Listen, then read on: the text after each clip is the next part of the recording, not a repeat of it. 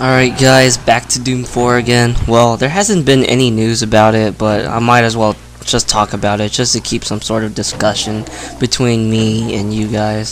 So, this video will be more like my ideas of what I want in the Doom 4 single player experience, and I will be doing the other game modes too. I will try to go in depth, but not too much in depth like I'm an actual game designer from the team, but I hope it's good enough for you guys to enjoy of what I believe in the direction of what the game should be leading on. So I love id Software, been a fan of their games for a long time, and I do enjoy their other games too, like Rage, Wolfenstein, and Quake. So this part is definitely taking all of the best elements from those games and also the Doom games and make Doom 4 to be the most ambitious id title to date.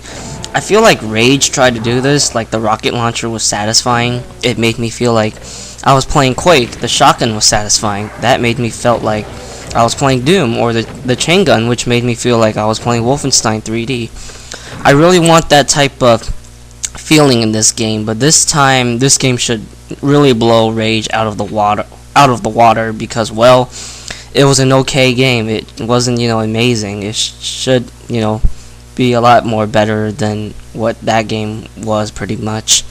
The inventory system also made me feel like it took some influences from Quake 2, and I always liked that system.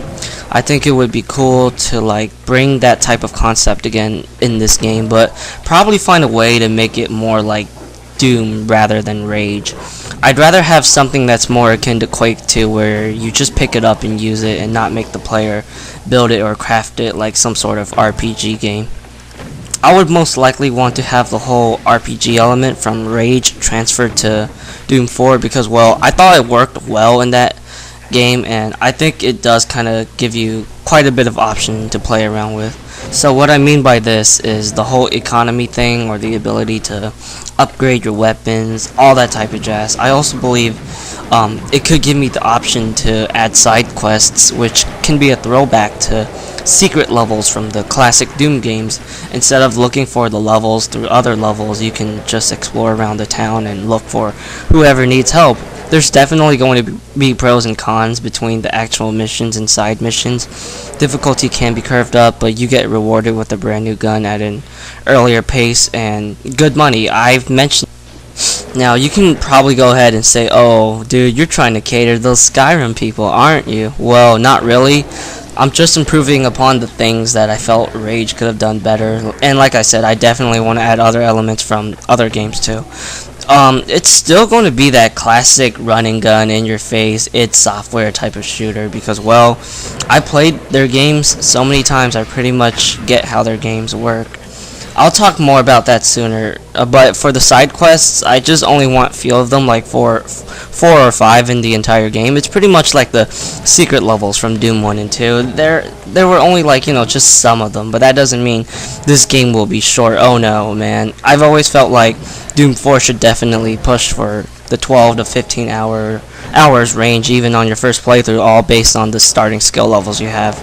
I'll get more into the skill level soon, but basically, this whole side mission, it's just, a nice bonus, just like the secret levels were in the classic Doom games.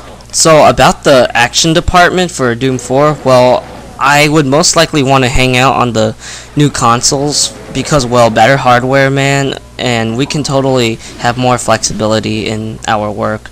I don't think I would support the previous gen consoles. It's really all about trying to push that higher standard, but then again, when it comes to sales, it's definitely better to support both next and previous gen.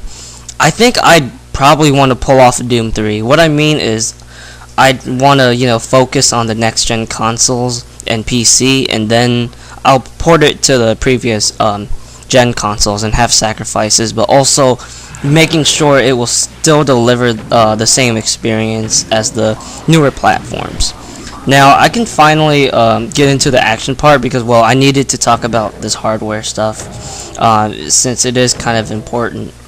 I really think it's time to bring back the same intensity from Doom 2. Doom 2 is probably one of its most action-driven shooter, if not the most action-driven shooter from them ever. it's not going to be on the same scale because I don't really think it's possible to do that. Name me a shooter that has like 20 plus monsters on the screen that was released in this current gen. I can only think of Resistance 1 and Serious Sam 3, but they don't even come close to the same quantity of monsters compared to Doom 2. Well, that's pretty much like my prediction because I'm still not quite sure, but I'm sure I'm pretty much, on the right track. It's true that Doom 2 didn't have that much amount of enemies in every level, but let's face it, we don't have many games nowadays that really throw that much amount of dudes in your screen. I still want to find that right balance between the hordes of enemies being thrown in front of your screen for the next gen standard and also have a good flow for the game's levels. So you will be fighting this amount of monsters and then another and then another. You get the whole idea. It's pretty much basic. It's software stuff. To pretty much sum up my whole point, this might be the most intense id game in a long time because I didn't really think Rage was that intense, even though it was still fun in play and fast paced. But when I'm making a Doom game, I really want to, raise the standard much higher than what most action shooters are doing nowadays, and definitely higher than what Rage was doing. So for mapping, this is definitely a challenging part. A lot of the fans, they want maps that are akin to classic Doom, which are these complex maps with a good amount of layouts to keep it not so linear or simple, but not maze-like at the same time. I do want that too, but I don't want the levels to be intimidating for the newer players because it's pretty crazy that there are players that can get lost really easily, even though the levels may not look as maze-like, but they end up getting lost. I feel like I would adapt a lot of the Quake 2 principal map design. I felt like the levels were just great. They weren't so confusing, but some of them were pretty complex and some of them can be played in different routes. I think this is probably the one I would adapt the most, but I still want to, throw in some of that Doom 3 level design, which is the same as Quake 2, but more dumbed down. But overall, I feel like it would still please the old fans that want to explore the levels and not make it confusing for new players or the average Joe. So this is just part 1 for my, little series that I'm working for Doom 4, I guess. I don't really know what I'm going to call it, but I'm sure it's going to be something very generic. The title is going to be like super simple. But yeah, this is just part 1. I think I'm going to make 4 parts of this little series.